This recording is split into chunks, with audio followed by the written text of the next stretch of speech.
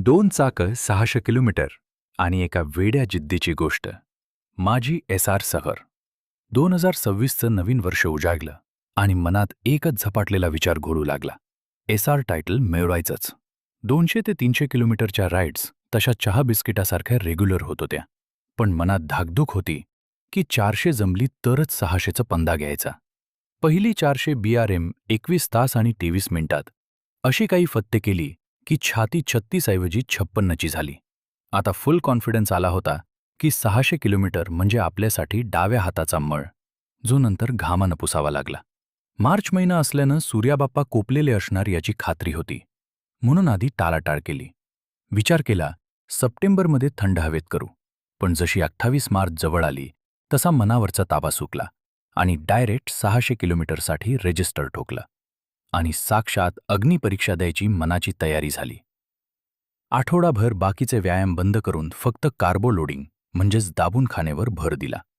Route होता पुणे ते चांदणी चौक ते देहू, रोड ते लोणावळा ते पनवेल, ते पुन्हा लोणावळा, ते ताम्हिणी घाट ते चांदणी चौक, ते सातारा ते यमाई माता मंदिर ते सातारा, ते आणि परत पुणे. पहाटेचा जोश आणि नशिबाची पहिली फिरकी. आपल्याला माहीत असतं की BRM ही रेस नसून एक इंड्युरन्स राईड आहे. पण पहाटेचा जोश काही वेगळाच असतो. अंधारात सायकल सुसाट पनवेलच्या दिशेनं निघाली. 8:15 वाजता मी लोणावळ्यात होतो.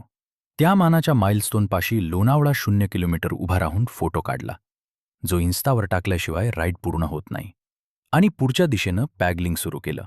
आता ऊन थोडं जाणवायला लागलं होतं आणि समोर होता बोरघाट. प्रचंड तीव्र उतार. इतर वेळी उतारावर मी सायकल सुसाट चालवतो, पण इथे मात्र ब्रेक लावत लावत सायकल पुढे नेली. शार्प टर्न्स होते. चुकून कंट्रोल चुकला तर महागात पडलं असतं. त्यामुळे कोणतीही रिस्क न घेता बोरघाट उतरलो. एका चौकात वळण्याऐवजी मी चक्क 1 किलोमीटर पेनच्या दिशेनं सरळ निघून गेलो. चूक कळल्यावर पुन्हा 1 किलोमीटर रिटर्न येताना स्वतःलाच म्हणालो, बाबा रे, 600 किलोमीटर कमी वाटतायत का, जो अजून 2 किलोमीटर एक्स्ट्रा बोनस मारतोयस? पनवेलच्या दिशेनं सायकल सुसाट होती. मनात होतं की आता वेळेत पोचणार. पण नियतीला आणि माझ्या सायकलच्या टायरला काहीतरी वेगळंच मंजूर होतं. अचानक सायकल अशी लचकायला लागली, जणू ती माझ्याशीच डान्स करायचा प्रयत्न करतीये. खाली उतरून पाहतो तर काय, मागचं चाक पूर्ण फ्लॅट. मनात आलं, अरे बाबा, 600 किलोमीटरच्या प्रवासात तुला आत्ताच आराम करायची हुक्की आली का? तो रणरणत्या उन्हाचा रस्ता, आजूबाजूला गाड्यांची वर्दळ आणि मी तिथे महाशयांच्या चाकाची शस्त्रक्रिया करायला बसलो. नशिबानं माझ्याकडे सगळं सामान होतं, पण ते गरम रस्ता आणि हाताला लागणारी ती काळी ग्रीस. 20 मिनिटं त्या सायकलशी कुस्ती खेळण्यात गेली. शेवटी एकदाची नवी ट्यूब बसवली, तिला हवा भरली आणि सायकलला म्हणालो, बघ बाबा, आता पुन्हा मध्येच असा ब्रेक मागू नकोस. नाहीतर आपल्याला पनवेल नाही तर थेट फिनिश लाईन सोडून घरचा रस्ता धरून रिकाम्या हातानं परतायला लागेल. त्या 20 मिनिटाच्या पीटीनंतर पुन्हा एकदा सायकल दामटत मी पहिल्या चेकपॉईंटच्या दिशेनं निघालो. सकाळी 10ला पहिल्या चेकपॉईंटवर पोचलो. तिथे किरीट सरांनी माझ्या गरम पायांवर आणि सुकलेल्या चेहऱ्यावर थंड पाण्याचा स्प्रे मारला. शपथ, वाटलं साक्षात इंद्रानं स्वर्गसुख धाडलंय. बोरघाटातली भट्टी आणि तो धप्पकन नमस्कार. आता परतीचा प्रवास सुरू झाला आणि डोक्यात बोरघाटाचं भूत तांडव करू लागलं. सूर्यदेव तर असे आग ओकत होते की वाटलं आता रस्त्यावरच पापड घातले तरी ते 5 मिनिटात भाजून निघतील. दर 10 ते 15 किलोमीटरला 1 लिटर पाण्याची बाटली रिकामी होत होती. मोठ्या आशेने गार पाण्याची बाटली घ्यायचो, पण पुढच्या 4 ते 5 किलोमीटरमध्ये ती बाटली इतकी गरम व्हायची की त्यात चहाची पत्ती आणि साखर टाकली असती तर चहाच उकळला असता. पण काय करणार, तेच वाफाळलेलं पाणी पिऊन तहान भागवावी लागत होती. सारखं पाणी प्यायल्यामुळे पोटातील कावळ्यांनी अजून तरी संप पुकारला नव्हता. हेच काय ते नशीब. शेवटी तो अकराळ विक्राळ घाट समोर उभा ठाकला. माझी अवस्था एखाद्या 10 टन माल भरलेल्या आणि इंजिन निकामी झालेल्या जुन्या ट्रकसारखी झाली होती. गिअर टाका, दात ओठात धरा आणि इंच इंच पुढे सरका. गंमत म्हणजे माझ्या पुढे एक छोटा टेम्पो चालला होता. त्या बिचाऱ्याची आणि माझी रफ्तार आता एकच झाली होती. जणू काही आमची रेसच लागली होती की सर्वात हरू कोण जाते. अचानक त्या टेम्पोवाल्याला काय हुक्की आली कुणास ठाऊक. त्याने खाडकन ब्रेक मारला आणि तो जागच्या जागी उभा राहिला. मी पण एखादा मोठा अपघात टाळण्याच्या आविर्भावात हावऱ्यासारखा जोरात ब्रेक दाबला. पण तिथेच घात झाला. पायात होते क्लिट्सचे शूज आणि घाटातलं ते रणरणतं ऊन. पाय काय त्या शूजमधून वेळेवर निघेना. परिणाम, मी एखाद्या झाडावरून पडलेल्या पिकल्या फळासारखा सायकल सकट ढपकन रस्त्यावर आडवा झालो. प्रत्येक बीआरएममध्ये किमान एकदा तरी जमिनीला साष्टांग नमस्कार घातल्याशिवाय माझी राईड पूर्णच होत नाही. तशी ही शुभ सुरुवात झाली होती. आजूबाजूचे लोक बघत होते, पण मी मनातल्या मनात कसोटी आहे, कसोटी आहे म्हणत स्वतःला सावरलं. कपडे झटकले आणि पुन्हा एकदा त्या टेम्पोच्या आणि नशिबाच्या मागे पॅडलिंग सुरू केलं. विटभट्टीतलं पॅडलिंग. घाट चढायला सुरुवात केली आणि जाणवलं की वारा तर जणू सुट्टीवरच गेलाय. आजूबाजूची हवा इतकी स्थिर आणि तप्त होती की वाटलं मी सायकल चालवत नाहीये, तर साक्षात एखाद्या विटभट्टीत बसून पॅडलिंग करतोय. बॉटलमधलं पाणी तर सोडाच, पण बॉटलचा प्लॅस्टिकचा वासही आता पाण्याला यायला लागला होता. ते पाणी इतकं कडक गरम झालं होतं की वाटलं सायकल थांबवून कोपऱ्यात बादली घेऊन बसलो तर मस्त गरम पाण्याने अंघोळ होईल. पण तहान एवढी लागली होती की दुसरं काहीच दिसत नव्हतं. तेच वाफाळलेलं पाणी चहासारखं घोट-घोट पिण्याशिवाय पर्यायच नव्हता. काही वेळातच माझा हार्ट रेट 170 पार गेला. छातीची धडधड अशी वाढली होती की जणू आत एखादं डीजे वाजतंय. मला माहीत होतं, आता जर जास्त जोम दाखवला आणि आउट ऑफ कंट्रोल गेलो तर पुढचे 500 किलोमीटर म्हणजे केवळ स्वप्नच राहिलं असतं. कदाचित राईडमधूनच गाशा गुंडाळावा लागला असता. मग मनाला बजावलं, लेका गड्या, आवर बे. ही काय IPLची टीव्हीस मॅच नाहीये, जिथे चौके छक्के मारायचेत.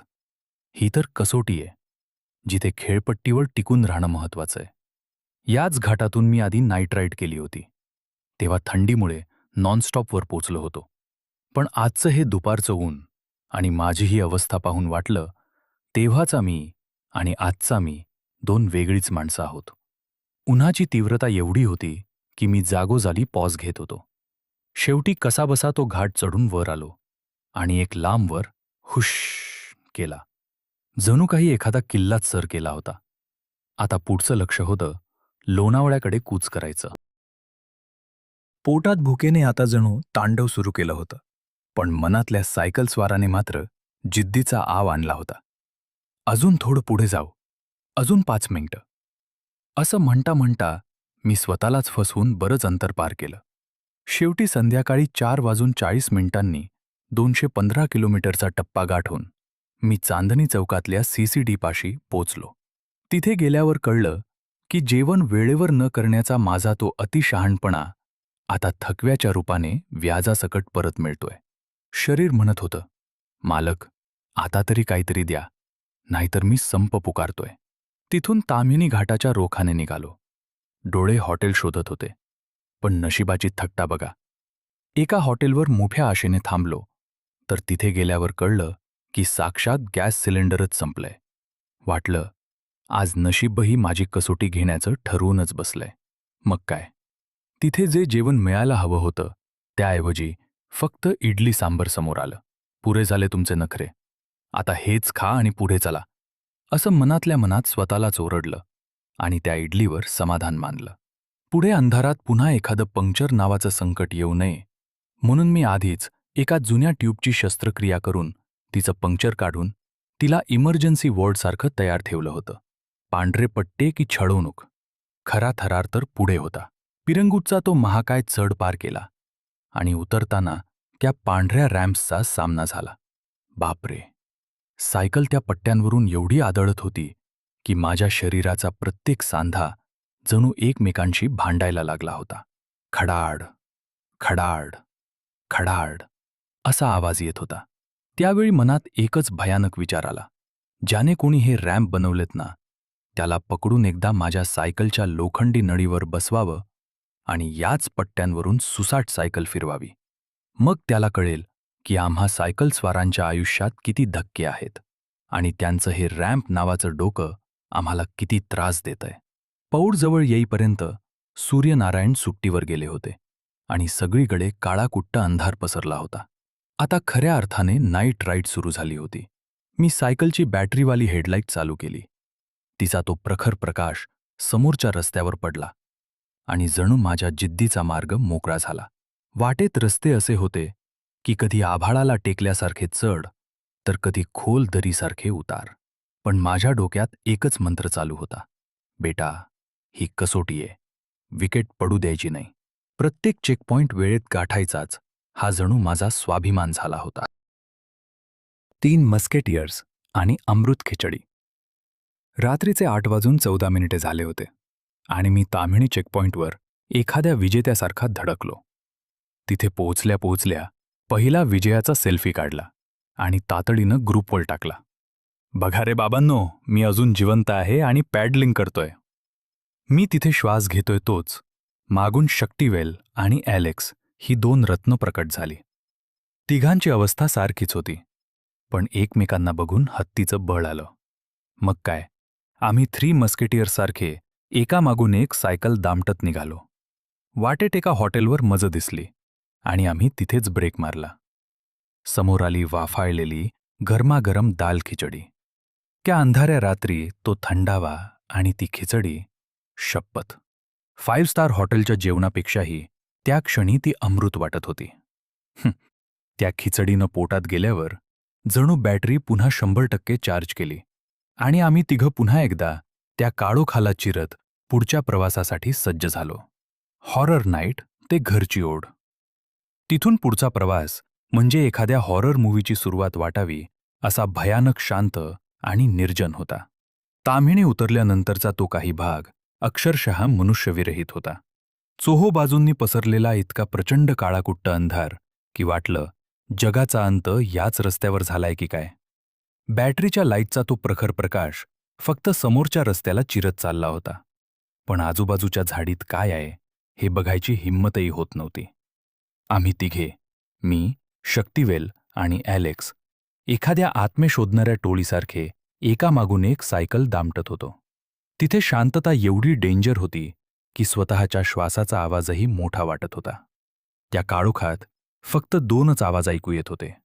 एक म्हणजे रातकिड्यांचं ते भीतीदायक किर्र किर्र आणि दुसरं म्हणजे आमच्या सायकलींच्या चाकांचा तो निरंतर घरघर घरघर असा आवाज.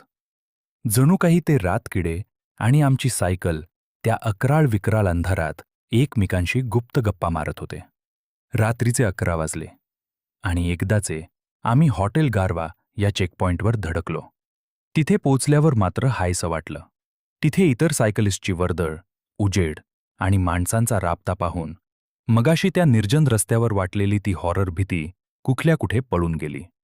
काही जणांनी तिथेच 1-2 तास विश्रांतीचा निर्णय घेतला, पण माझं नशीब बलवत्तर. नवले पुलाजवळच माझं हक्काचं घर होतं. तिथे कार्डवर स्टॅम्प घेतला, सिग्नेचर ठोकली आणि घराच्या रोखानं सायकल काढली. घरी आलो. रात्रीच्या त्या काळोखातून बाहेर पडलो आणि घरच्या उजेडात सुखद ऊब जाणवली. बायको जागीच वाट पाहत होती. समोर आली तिच्या हातची गरमागरम दाल खिचडी. त्या भयानक शांत रस्ते पार करून आल्यावर ती खिचडी साक्षात अमृत वाटली. दाबून खिचडी खाल्ली, 1 तासभर विश्रांती घेतली आणि पुन्हा आवरून नवीन जोमाने सातारच्या दिशेनं निघालो. जाताना स्वतःला बजावलं, डॅड्या, आता काही झालं तरी झोन 1 किंवा 2च्या वर जायचं नाही. कोणी कितीही पुढे गेला तरी रेस खेळायची नाही. फक्त आपल्या तालावर सायकल चालवायची. मनाशी ही घट्ट गाठ बांधून मी पुन्हा एकदा त्या रात्रीला चिरत सातारच्या दिशेनं निघालो. कात्रज बोगद्याचा राक्षस. खिचडीचा चार्ज देऊन बाहेर पडलो खरा, पण समोर साक्षात 8 किलोमीटरचा कात्रज नवीन बोगद्याचा चढा वासून उभा होता. 320 किलोमीटरचं पॅडलिंग आधीच झालं होतं, त्यामुळे पायातली ताकद म्हणजे जणू बॅटरी लो झालेला मोबाईल. जेवढी काही शिल्लक ऊर्जा होती ती सगळी एकवटून मी तो चढ चढायला लागलो. रात्रीची वेळ आणि तो नवले पूल परिसर, जिथे अपघातांच्या बातम्यांनी आधीच मनात धडकी भरलेली असते. अशा वेळी तिथे एकट्याला सायकल मारताना पाहून येणारे जाणारे नक्कीच विचार करत असणार, हा वेडा माणूस जीवावर उदार होऊन यावेळी इथे काय करतोय. मनामध्ये त्या अपघातांच्या कथा आणि समोर तो शांत पण भीतीदायक बोगदा. अशा अवस्थेत मी फक्त पॅडलिंगवर लक्ष केंद्रित केलं होतं. बोगद्यातून जाताना गाड्यांचे आवाज असे काही भयानक घुमत होते. जणू काही माझ्या मागे एखादा राक्षसच धावतोय. गाड्यांच्या हेडलाईट्सचा तो झोत आणि त्यांच्या इंजिनचा तो घुमणारा प्रतिध्वनी. बापरे. शेवटी एकदाचा तो बोगदा संपला आणि हुश केलं. तिथून पुढे खेडशिवापूर टोल नाक्यापर्यंत मस्त उतार होता. त्यामुळे तिथे जास्त ताकद न लावता सायकल सुसाट सोगली. पण खरा ट्रेलर शिवापूरनंतर सुरू झाला. कधी एखादा फ्लायओव्हर तर कधी छोट्या छोट्या टेकड्या. एरवी या टेकड्या मी आरामात पार केल्या असत्या, पण आता त्या हिमालयासारख्या वाटायला लागल्या होत्या. ताकद पूर्ण संपत आली होती आणि माझे पाय तर जणू ओरडून विचारत होते, मालक, काम कधी थांबवून आम्हाला सुट्टी देताय?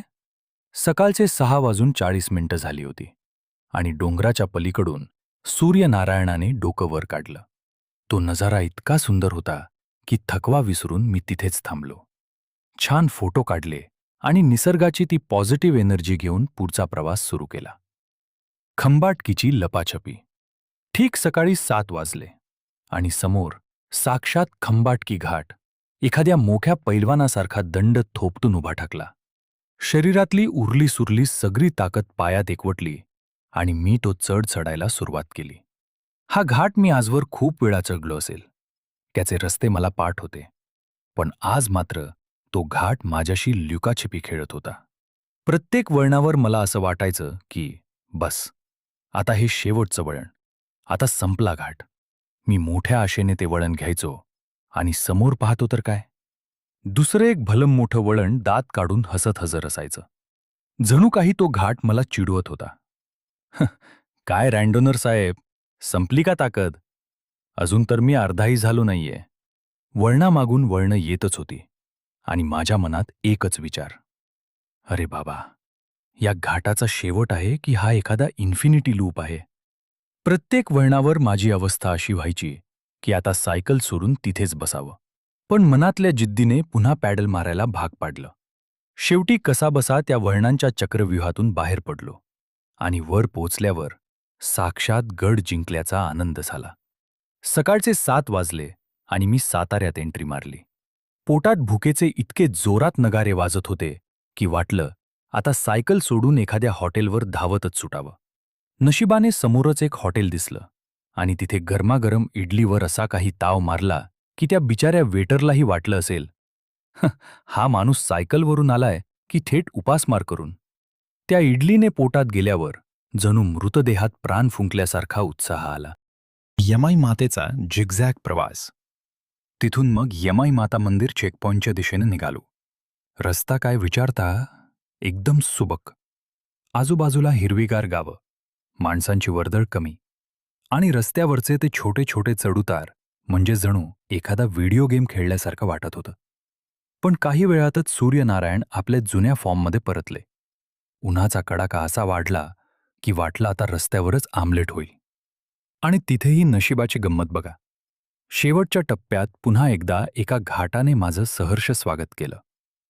एरवी तो घाट माझ्यासाठी छोटा रिचार्ज असता, पण 350+ किलोमीटर नंतर तो साक्षात ग्रँड कॅन्यन वाटायला लागला होता. कसाबसा तो चढ पार केला आणि समोर डोंगरावर यमाई मातेचं सुंदर मंदिर दिसलं. मनात आलं, आई, आता तूच तारणार. मंदिराकडे डोळे लावून सायकल रेटत होतो. मुख्य रस्ता सोडून उजव्या हाताला वळालो आणि तिथे दिसलं उसाच्या रसाचं दुकान. बापरे, तो रस प्यायल्यावर असं वाटलं की थेट देवाकडून एनर्जी ड्रिंक मिळालंय. पण खरा थरार अजून बाकी होता. मंदिराकडे जाणारा तो शेवटचा 200 ते 300 मीटरचा चढ. बापरे, तो चढ काय होता की उभं भिंत. सायकल सरळ नेणं तर सोडाच, ढकलणंही मुश्की होतं. शेवटी मी माझं सर्वात मोठं अस्त्र बाहेर काढलं, झिगझॅग पॅडलिंग. रस्त्याच्या या टोकापासून त्या टोकापर्यंत सापासारखा झुलत कसाबसा तो डोंगर सर केला. वर पोचलो तेव्हा 10:15 वाजले होते. कसाबसा श्वास रोखत चेकपॉइंटला कार्ड दिलं आणि त्या मानाचा स्टॅम्प पदरात पाडून घेतला. पण खरा थरार अजून बाकी होता. मंदिराकडे जाणारा तो शेवटचा 200 ते 300 मीटरचा चढ. बापरे, तो चढ इतका तीव्र होता की सायकल सरळ नेणं निव्वळ अशक्य होतं. मग मी माझं शेवटचं अस्त्र बाहेर काढलं. Zigzag cycling. रस्त्यावर इकडून तिकडे झुलत कसाबसा तो डोंगर चढून वर पोचलो. 10:15 वाजले होते. चेकपॉइंटवर कार्ड दिलं आणि एकदाचा स्टॅम्प पदरात पाडून घेतला. आता डोक्यात गणितांचा कॅल्क्युलेटर सुरू झाला होता. 450 किलोमीटर झाले होते. 150 बाकी होते आणि 9:30च्या आत फिनिश लाईन गाठायची होती. समोर उन्हाचा राक्षस आवासून उभा होता. मला माहीत होतं की आता प्रत्येक पाण्याचा ब्रेक माझा वेळ खाणार आणि ट्रॅफिकमध्ये अडकलो तर संपलंच. हा असला भयानक विचार करत बसण्यापेक्षा मी पॅडलिंगलाच आपलं दैवत मानलं आणि साताऱ्याच्या दिशेने सुसाट निघालो. स्वतःला बजावलं होतं की काहीही झालं तरी झोन 1 किंवा 2च्या बाहेर जायचं नाही. कारण ही रपेटीची शर्यत नव्हती, तर टिकून राहण्याची कसोटी होती. पण खरी फजिती तेव्हा झाली जेव्हा चालक्या सायकलीवर मला झोपेचे झटके यायला लागले. सायकल चालवतोय की स्वप्न बघतोय हेच कळेना.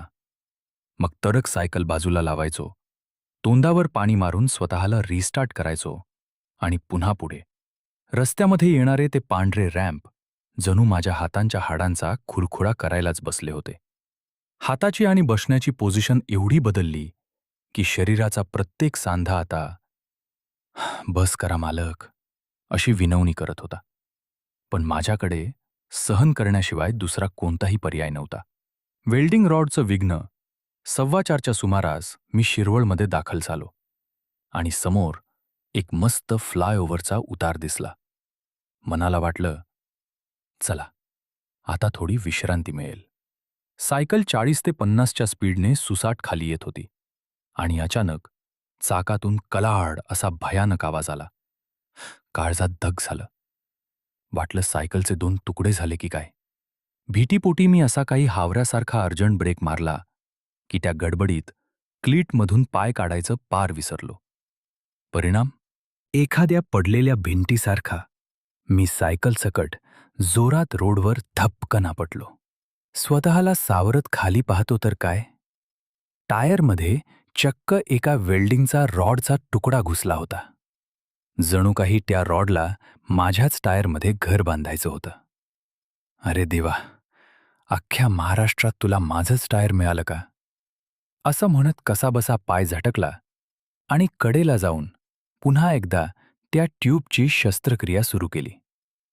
फिनिश लाईन डोळ्यासमोर असताना असं वेल्डिंगच्या रॉडचं विघ्न येणं म्हणजे नशिबाने घेतलेली क्रूर थट्टाच होती. पण तो मौल्यवान वेळ खर्च करून एकदाची ट्यूब बदलली आणि पुन्हा एकदा दात ओठात धरून फिनिशिंग लाईनच्या दिशेने सायकल दामटली. खेड शिवापूरला पोचेपर्यंत सूर्यनारायणाने आपली ड्युटी संपवून घरचा रस्ता धरला होता. चोहोबाजूंनी काळोखनाचं साम्राज्य पसरत होतं. फक्त हायवेवरच्या गाड्यांच्या हेडलाईट्समुळे थोडाफार उजेड दिसत होता. मी पण माझ्या सायकलच्या लाईट्स प्रखर केल्या आणि मनात फक्त एकच प्रार्थना सुरू केली. देवा, आता पुन्हा सायकल पंक्चर होऊन देऊ नकोस. बाकी 7 समुद्रापारचं अंतर मी पार करेन, पण हे शेवटचं विघ्न नको. कात्रजची पायदळ रॅली. समोर आता शेवटचा अडथळा होता, कात्रज घाट. मनात म्हणालो, बेटा, हा शेवटचा चढ, मग पुढे सुखाचंच सुख आहे. त्या भयान काळोखात मी एकटाच पॅडल मारत होतो. फक्त येणाऱ्या जाणाऱ्या गाड्यांचा प्रकाश मला वाट दाखवत होता. संध्याकाळचे 7 वाजत आले होते आणि मी एकदाचा तो घाट उतरून खाली कात्रजमध्ये दाखल झालो. पण खरी परीक्षा तर पुढेच होती.